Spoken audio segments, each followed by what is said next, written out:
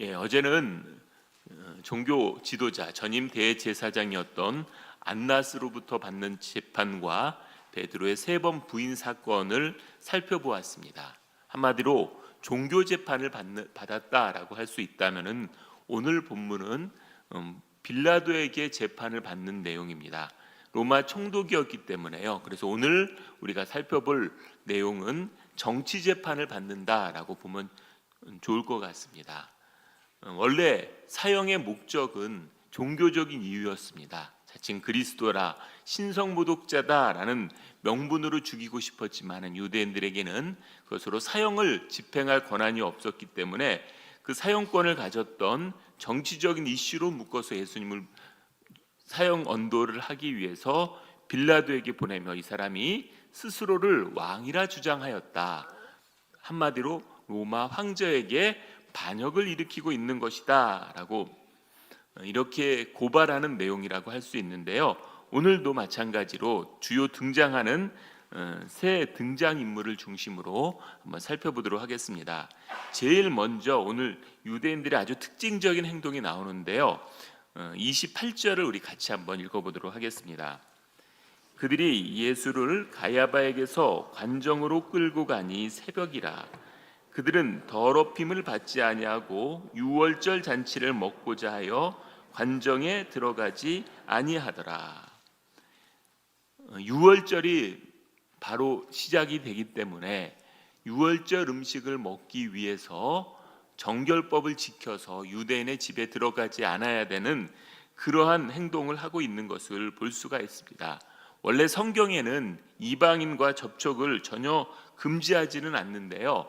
이것은 당시 유대 구전으로 내려오는 율법이 있었습니다. 미시나라고 하는데요. 여기에 이방인의 거처를 7일 동안 그 사람을 부정하게 한다라고 해서 접촉을 꺼리는 규정이 있었고요. 이 규정에 근거해서 자신들은 유월절 음식을 먹기 위해서 이방인이었던 총독의 관저에 들어가지 않는 모습을 볼 수가 있습니다. 유월절 식사가 왜 중요하냐? 이것은 공동체에서 끊어질 수 있는 아주 심각한 결격 사유가 되기 때문에 이것을 범하지 않기 위해서 관저에 들어가지 않는 것인데요. 이처럼 겉으로는 굉장히 깨끗한 척 했지만은요, 그 속에는 시기로서 예수님을 죽이려고 하고 그것으로 명분이 되지 않자 거짓말로서 예수님을 자칭 왕이다라고 주장하며 반역을 저질렀다라고 하면서 모함하는 자신들의 더러운 내면의 모습을 그대로 드러내고 있는 모습을 볼 수가 있습니다. 예수님께서도 다른 복음서에서요, 하루살이는 걸러내고 낙타는 삼킨다라고 바리새인들의 잘못된 모습을 지적하고 있는데요. 어떻게 보면 정작 중요한 내면의 어두움, 더러움은 그대로 방치하면서 겉으로는 깨끗한 척하는 이런 모습을 볼 수가 있습니다. 제가 전에 인도를 갔을 때 깨달았던 것 중에 하나가 인도 사람들은 음식을 먹을 때 젓가락이나 포크를 사용하지 않고 손으로 먹잖아요. 이번에도 태국에 갔을 때 아침은 조식은 호텔에서 뷔페를 먹는데요. 인도 분이셨어요. 이렇게 머리에 결혼한 여자분들은 빨간 점 같은 걸 찍잖아요. 그래서 인도 사람이구나 걸 알 수 있는데 거기서도 이렇게 손으로 집어 먹더라고요. 포크와 숟가락이 있음에도 불구하고 이걸 보면서 인도 사람들이 어떤 뿌리 깊게 내려져 있는 이 정결의식. 그래서 여러분 손으로 먹는 이유가 뭐냐면은 그게 더 깨끗해서다라고 생각을 하시잖아요. 깨끗한가요? 아니, 누구 손에 누가 먹었던 숟가락인지 포크인지 모르기 때문에 가장 깨끗한 건 내 손이다라고 해서 먹는 건데 저는 단지 그냥 손을 청결하는 의미로 생각을 했었어요. 근데 지난번에 인도를 가면서 깨달았던 게 뭐냐면은 이 카스트 제도가 있잖아요. 카스트 제도 하에 의하면은요, 자기보다 그 카스트가 낮은 사람과 접촉을 하게 하면 자기가 부정하기 때문에 그들과의 접촉을 꺼립니다. 그러니까 숟가락이나 포크는 누구 입에 들어갔다 나온 건지 알 수가 없기 때문에 숟가락이나 포크로 먹는 것이 아니고요. 그냥 가장 안심하고 먹을 수 있는 것은 내 손으로 먹는 것이기 때문에 그것으로 먹는다라는 것을 제가 알 수 있었는데요. 그래서 제가 그 인도 사람들의 그런 정결법을 보면서 이 구약 율법에 나와 있는 정결법이 많이 이해가 되었는데요. 또 특징적인 게 무엇이냐면은 계급에 따라서 하는 일이 정해져 있습니다. 그래서 쓰레기를 치우거나 인분을 치우는 일은요 아무나 하는 게 아니고 카스트에서 아주 낮은 계급에 있는 사람들이 하는 것입니다.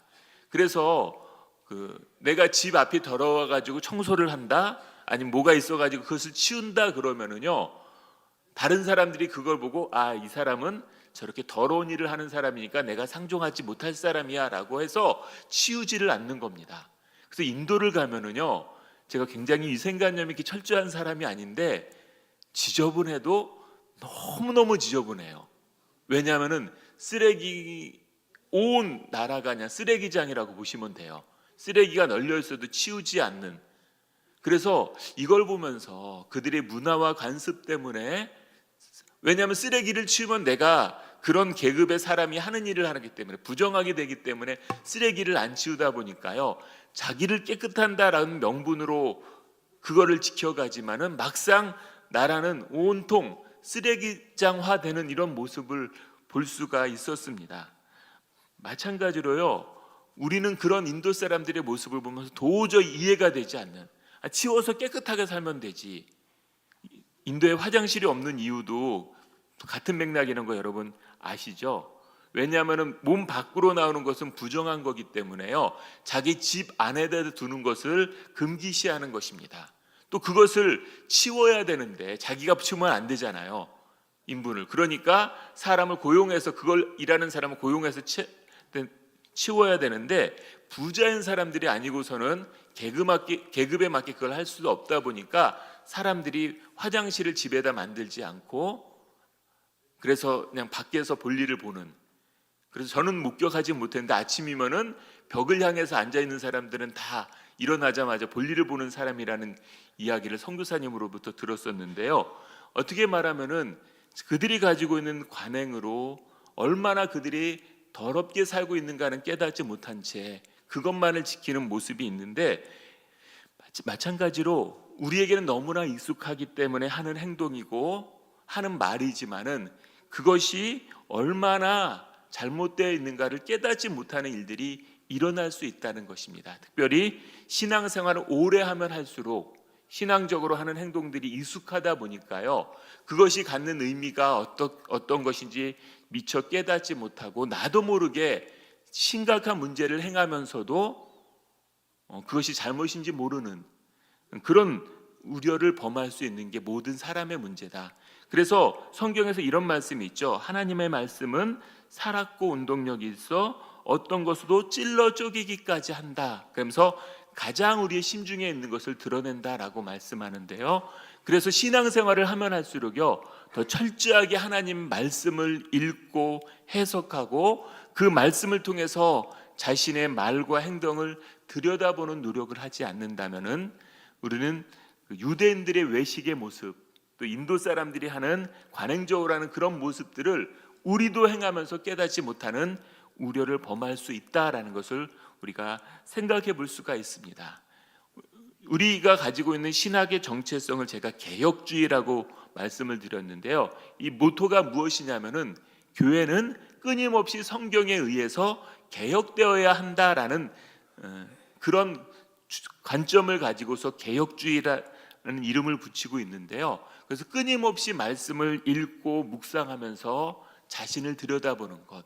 그래서 성경만 읽지 말고 성경을 통해 자신을 있는 데까지 나가지 않으면은요, 나는 신앙이라고 오랫동안 해왔던 것들이 오히려 다른 사람들에게 불편을 끼치거나 아니면은 오히려 공동체를 해하는 그런 행동을 하고 있음에도 나는 깨닫지 못하는 그런 우려를 범할 수 있다. 이것은 모든 인간에게 이루어질 수 있는 일이다. 그래서 유대인들은 그토록 자기들이 기다리던 메시아가 왔을 때요, 그 메시아를 깨닫지 못하고 자신들의 문화와 관행에 따라, 선입관에 따라서 예수님을 배척하는 것을 볼 수가 있습니다.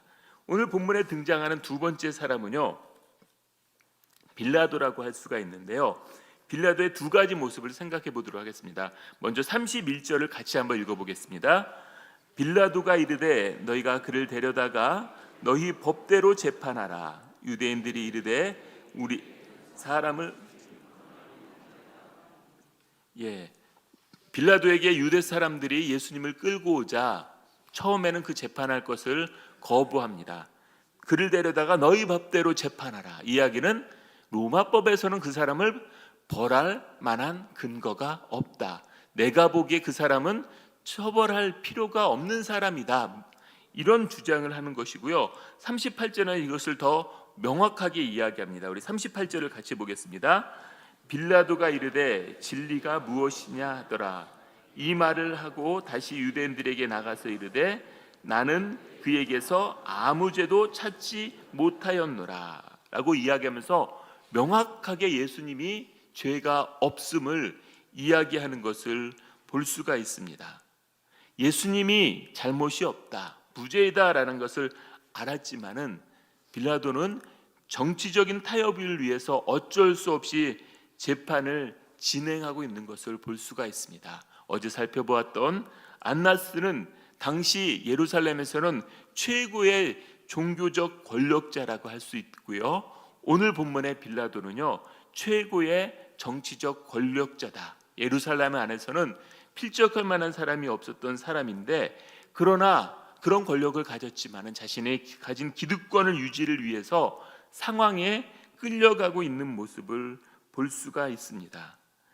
그러면서 38절 앞부분에서 예수님이 진리를 위하여 이 땅에 왔다라고 이야기하자 진리가 무엇이냐 하더라 라고 이렇게 이야기합니다. 이거는 우리말로 이렇게 번역했을 때는 의미가 확 뉘앙스가 살아오지 않는데요, 굉장히 회의적인 말입니다. 피고인으로 끌려와서 네가 진리 운운하는 거냐? 진리가 밥 먹여주냐? 권력과 힘이 곧 진리가 아니냐? 이렇게 냉소적으로 예수님께 대묻고 있는 것이라고 할 수가 있습니다. 이처럼 자신의 기득권을 신봉하고 그것을 추구했고 그것을 지키기 위해 노력했지만은요, 빌라도의 결론은 무엇이냐면은 우리가 2000년 동안 모든 크리스찬들이 매주 읊는 이름이 되었죠. 그래서 사도신경에서 본디오 빌라도에게 고난을 받으사라는 것을 반복하는 저주의 이름이 된 것을 볼 수가 있습니다. 자신의 딴에는 힘이 권력이 진리다라고 생각을 했지만은요, 진짜 진리를 잊어버리고 자기 시대에 자기 생각에 맞는 힘을 추구했을 때 오히려 가장 최악의 저주의 모습을 당하는 것을 볼 수가 있습니다. 이런 사람들의 모습과 비교해서 예수님의 모습은 굉장히 당당한 것을 볼 수 있는데요, 우리 34절을 같이 한번 읽어보겠습니다. 예수께서 대답하시되 이는 내가 스스로 하는 말이냐 다른 사람들이 나에 대하여 내게 한 말이냐. 예수님께 재판을 하기 위해서 질문을 하는데요, 당신이 진실에 관심이 있는 것이냐 아니면은 다른 사람들이 말하니까 어쩔 수 없이 질문하는 것이냐, 되묻고 있는 모습을 볼 수가 있습니다. 무례하지는 않지만은 굉장히 당당하게 자신의 재판의 자리에 임하는 모습을 볼 수 있고요. 또 36절에서는 명확하게 자신의 정체성이 무엇인지를 드러내는 것을 볼 수 있습니다. 어떻게 말하면 제일 중요한 구절인데 우리 36절을 같이 읽어보겠습니다. 내 나라는 이 세상에 속한 것이 아니니라. 만일 내 나라가 이 세상에 속한 것이었더라면 내 종들이 싸워 나로 유대인들에게 넘겨지지 않게 했으리라. 이제 내 나라는 여기에 속한 것이 아니니라 라고 이야기하면서 예수님께서 이야기했던 나라는 땅에 눈에 보이는 이 땅의 나라가 아니라 영적인 나라임을 증거하고 있습니다. 그러면서 그렇기 때문에 예수님께서는 십자가에 지지 않아도 되었지만은 그 십자가를 지는 것이 영적인 하나님 나라를 세워가는 과정이기에 자발적으로 그 십자가를 지고 있음을 피력하는 것을 볼 수가 있습니다. 어떻게 보면 예수님은요, 일반 사람들의 눈으로는 무력하게 결박된 채 그 자리에 서 있었지만은요, 오히려 이 행동은 역설적으로 온 세상을 자유케 하는 참된 해방자가 되었음을 볼 수가 있습니다. 칼을 들고 힘을 써야만 자신의 뜻을 추구하는 것이 아니라 사람들의 눈에는 무력하게 보이지만은 하나님의 뜻에 순종하고 따랐을 때 오히려 온 세상을 구원케 하는 하나님의 능력이 되고 지혜가 되었던 것을 볼 수가 있습니다. 그래서 마지막으로 우리가 결론적으로 살펴볼 것은 37절 하반절인데요. 이렇게 되어 있습니다. 곧 진리에 대하여 증언함이로다. 무릇 진리에 속한 자는 내 음성을 듣느니라 하신대.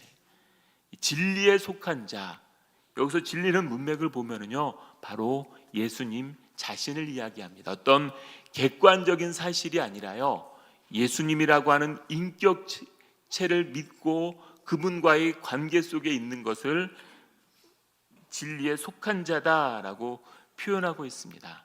진리를 아는 자가 아니라요, 진리에 속한 자라고 표현하고 있습니다. 단순히 지적으로 동의하는 사람이 아니라요, 예수님을 인격적으로 신뢰하고 그분과의 인격적인 관계 속에 들어가 있는가, 이것이 그리스도인의 정체성을 드러내는 부분이다라고 할 수가 있습니다.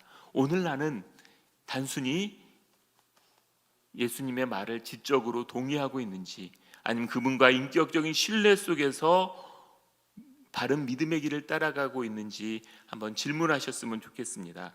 근데 진리에 속한 자, 예수님께 속한 자는 어떤 특징이 있냐면요, 내 음성을 듣느니라, 예수님의 음성에 반응한 자라는 것입니다.